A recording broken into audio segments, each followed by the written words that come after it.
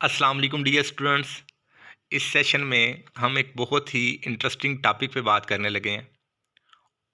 और उस बात की वजह से हम अक्सर परेशान भी रहते हैं। उस मसले की वजह से हम अक्सर परेशान भी रहते हैं। हम अक्सर ये कहते हैं कि हमारी जो सोसाइटी है इसमें डी मेरिटोक्रेसी बहुत ज़्यादा है और काबिलियत आपके अंदर जितनी मर्ज़ी हो आप तरक्की की मंजिल तय नहीं कर सकते और इस तरह के यहाँ पे करप्शन बहुत ज़्यादा है एटसेट्रा। लेकिन हम ये कभी फोकस नहीं करते कि क्या हम खुद भी इस एक्टिविटी में शामिल तो नहीं होते, हम इन बातों में सपोर्टिव तो नहीं हैं या हमारे जो क्लोज़ वंस हैं, हमारे दोस्त हैं या कोई फैमिली मेंबर हैं, वो इस काम में इन्वॉल्व तो नहीं है। हम भी कहीं इसका पार्ट तो नहीं है।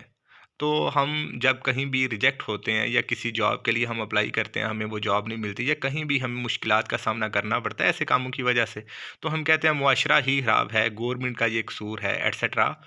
और हम अपना जो कसूर है उसको छुपाने के लिए हम हमेशा ऐसी बातें करते हैं और ख़ुद इसकी रिस्पॉन्सिबिलिटी नहीं लेते। तो देखते हैं कि वो कौन-सी ऐसी बातें हैं कि जो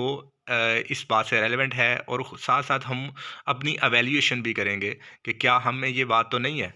तो लेट्स सी। फर्स्ट टर्म है कोऑपरेशन। कोऑपरेशन की अगर बात करें तो एक पॉजिटिव टर्म है कि आप किसी को अगर किसी की वाकई ही नीड है, आप उसको सपोर्ट करते हैं, आप उसको काम में उसके साथ बैठ के अगर स्टूडेंट है तो वो कोई प्रॉब्लम सॉल्व करता है या किसी को किसी जगह का आइडिया नहीं है कि मैं उस जगह किस तरह से पहुंचूंगा तो वो उसको ये बताता है कि आप किस तरह से पहुंचेंगे या किसी को किसी एक प्रोसेस का नहीं पता तो उस प्रोसेस में उसको सपोर्ट करना। लेकिन हमारी जो यहाँ पे सिचुएशन है, यहाँ पे इसके सिनोनिम हमारी सोसाइटी में किस तरह से हैं, वो आपको बताता हूँ। एग्ज़ाम में अगर स्टूडेंट दूसरे स्टूडेंट को चीट करवाता है, तो इसको बोला जाता है कि ये बड़ा कोऑपरेटिव है, अगर वो नहीं करवाता तो कहते हैं कि ये कोऑपरेटिव नहीं है।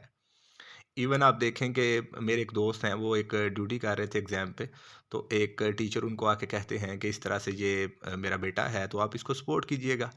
सपोर्ट मीन्स के पॉजिटिव उन्होंने अपनी तरफ से वर्ड चूज़ किया या कोऑपरेट कीजिएगा हमारे साथ। लेकिन कहना तो वो ये चाह रहे थे कि इसको नकल करवाएँ और ये एक नाजायज़ काम है, एक गलत काम है। मैं भी इस गलती पे बिल्कुल एग्रीड हूँ और आप भी ये गलत काम ज़रूर करें। कहना तो इस तरह से चाहिए था, लेकिन वो इसके लिए वर्ड क्या यूज़ करते हैं कि आप जो है कोऑपरेट कीजिएगा। असाइनमेंट्स कॉपी का जो इशू है, क्योंकि मैं यूनिवर्सिटी स्टूडेंट रहा हूँ, तो इसी तरह से मैंने और भी बहुत से यूनिवर्सिटी स्टूडेंट से ये बात सुनी और ऑब्ज़र्व भी की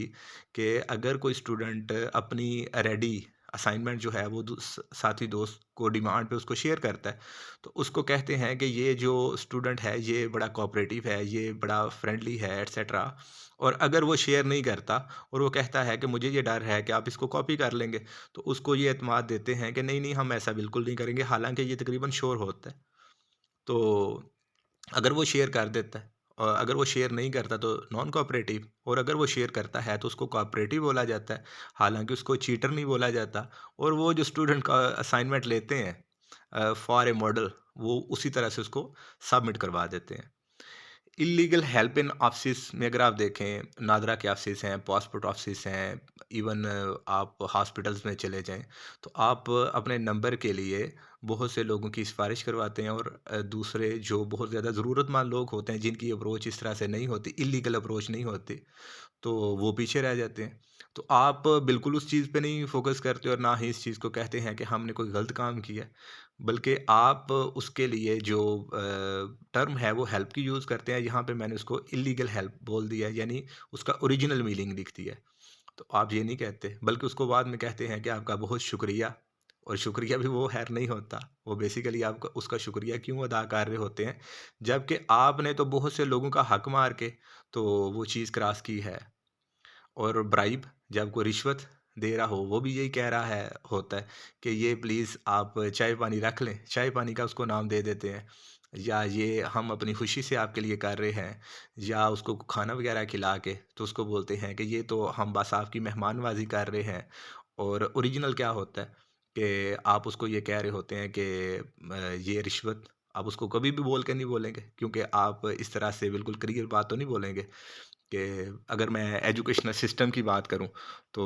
आप देखेंगे कि डिफरेंट एग्ज़ाम में जब कोई भी बंदा कोई ड्यूटी करने जाता है तो वो जो टीचर होता है उसके लिए खाने वगैरह और डिफरेंट जो सोसाइटी के लोग होते हैं या इवन वहाँ की एडमिनिस्ट्रेशन होती है स्कूल की, वो बहुत ज़्यादा उनके लिए चीज़ें प्रिपेयर करवाते हैं खाने के लिए, और वो जब उसको खाना वगैरह खिलाते हैं उसको कहते हैं ये मेहमान नवाजी है, और बाद में अपनी मर्ज़ी के मुताबिक उस चीज़ को इलीगल यूज़ भी करते हैं। लेकिन ओरिजिनली ऐसा नहीं होता कि अगर वही टीचर किसी और दिन में, यानी उस रूटीन से हट के उसी इलाके में चला जाए तो उसको शायद कोई चाय भी नहीं पूछेगा। तो इट मीन्स कि हम इसी तरह से इन चीज़ों को यूज़ करते हैं, और इसी तरह से आप पुलिस डिपार्टमेंट या दूसरे डिपार्टमेंट्स में भी चीज़ों को ऑब्ज़र्व कर सकते हैं। लेकिन क्योंकि जिस डिपार्टमेंट से मेरा रिलेशनशिप है, मैं उसी के अकॉर्डिंग आपको एग्ज़ाम्पल्स दे सकता हूँ। ओबीडियंस और रिस्पेक्ट, या इसकी जगह पे अगर आप किसी सबॉर्डिनेट पोजीशन पे हैं और आप अपने किसी जो आपका बॉस है उसको उसकी बटरिंग करते हैं और उसकी वो भी खूबियाँ बयान करने की कोशिश करते हैं जो कि उसमें है ही नहीं, या जो वो सुनना चाहता है,